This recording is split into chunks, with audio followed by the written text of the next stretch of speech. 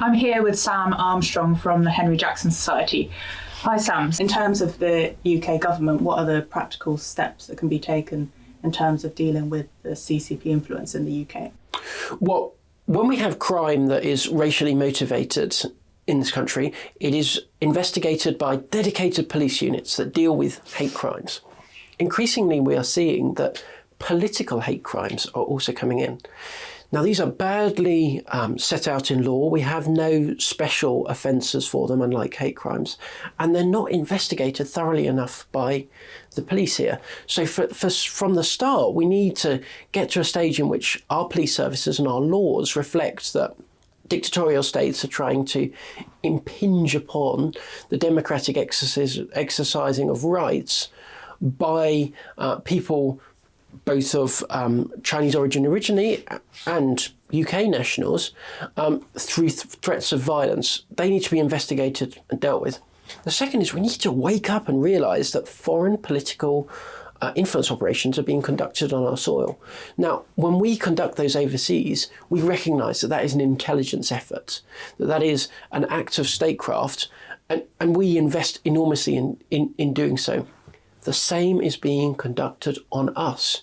Yet our intelligence services, particularly MI5, I'm afraid to say, have not yet devoted the resources to dealing with this as what it is, which is a national security problem that requires us to secure our societies to ensure that our fundamental values are not being undermined by a state that wishes us harm.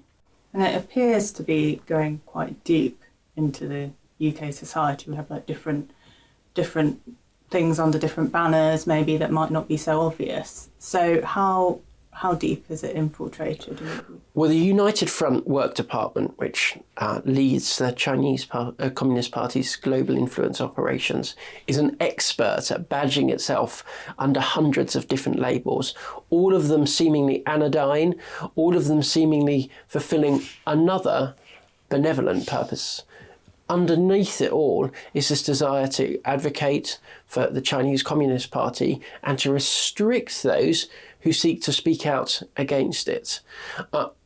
It requires dedicated, determined investigations to get to the bottom of this. But that's not to say that this country isn't capable of doing so. Remember that this country did so when dealing with Islamist extremism. It was capable of identifying various branches of the Muslim Brotherhood acting in the UK. Very similar organisation, a network of networks. We have shown that we are able to get to the bottom of it if we're prepared to devote resources to dealing with this as a problem of the seriousness that it deserves. And how can British people tell if certain organisations might be connected to these CCP influence operations?